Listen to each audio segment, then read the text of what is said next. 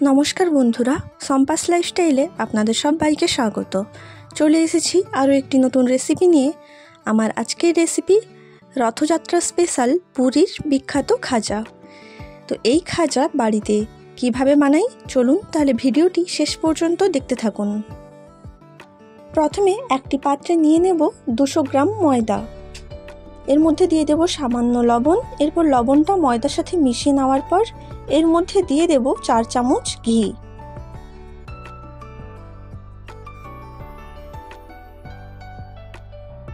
এবার ঘিটা ময়দার সাথে খুব ভালো করে মিশিয়ে নিতে হবে।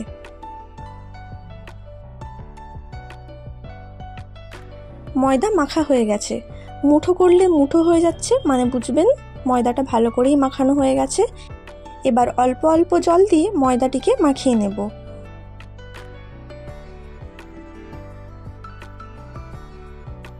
ময়দা মাখানো হয়ে গেছে, একটু শক্ত শক্ত করেই ময়দাটা মেখে নিয়েছি। এরপর এটিকে ঢাকা দিয়ে কিছুক্ষণ রেস্টে রেখে দেব।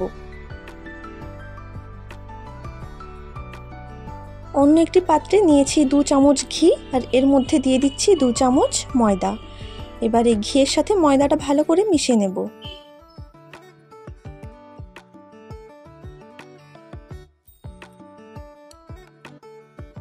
তারপর কড়াই বসিয়ে দিয়েছি। এবার এর মধ্যে দিয়ে দিলাম চিনি 200 গ্রাম নিয়েছি। যতটা পরিমাণ চিনি নিয়েছি তার হাফ পরিমাণ জল দিয়ে দিলাম। এবার চিনিটা গলে যাওয়া পর্যন্ত অপেক্ষা করব। চিনি গলে গেলে এর মধ্যে একটা পাতিলেবুর টুকরো দিয়ে দেব। এর ফলে চিনির শিরাটা ঠান্ডা হয়ে গেলেও জমে যাবে না। আর তারপর হালকা চটচটে ভাব হলেই চিনির শিরাটা নামিয়ে নেব। 15 মিনিট বাদে ঢাকা খুলে ময়দাটিকে আরেকবার মেখে নিচ্ছি। দেখতেই পাচ্ছেন ময়দাটা অনেকটাই নরম হয়ে গেছে। এবার এর থেকে কয়েকটা লেচি কেটে নিয়েছি। এবার কর্নফ্লাওয়ার দিয়ে লেচিগুলোকে বেলে নিতে হবে। তো লেচিগুলো রুটির আকারে বেলে নিচ্ছি। এভাবেই সমস্ত লেচিগুলো রুটির আকারে বেলে নেব। লেচিগুলো একদম পাতলা করে বেলে নিয়েছি। হাতে ধরলে হাত দেখা যাবে, ঠিক এই রকম পাতলা করে সমস্ত লেচিগুলোই বেলে নেব।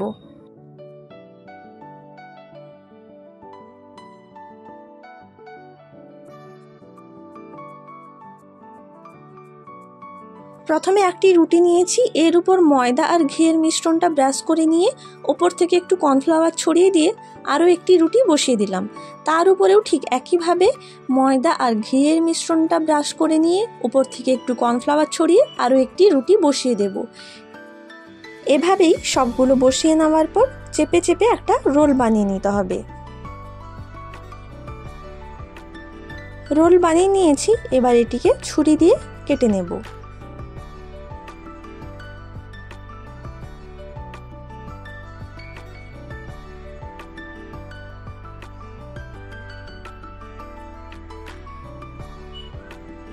সবগুলো কাটা হয়ে গেলে এক একটা লেচি নিয়ে হালকা করে হাত দিয়ে চেপে তারপর বেলনটা দিয়ে হালকা করে বেলে নিতে হবে।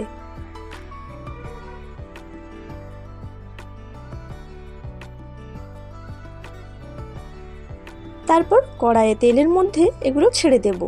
তেল গরম হওয়ার আগেই এগুলো ছেড়ে দিতে হবে আর লো ফ্লেমে এগুলো ভেজে নিতে হবে।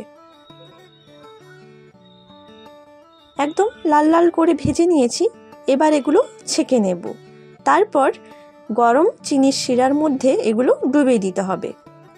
চিনির শিরাটা যেন গরম থাকে সেদিকে খেয়াল রাখতে হবে, না হলে এর ভিতরে রস ঢুকবে না। 1 থেকে 1.5 মিনিট রসে ডুবিয়ে রাখার পর এগুলো তুলে নিতে হবে।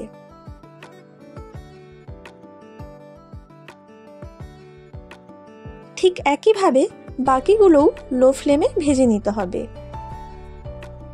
এক পাশটা ভাজা হয়ে গেলে তারপর অপর পাশটা উল্টে নিয়ে একেবারে লাল লাল করে ভেজে নেব।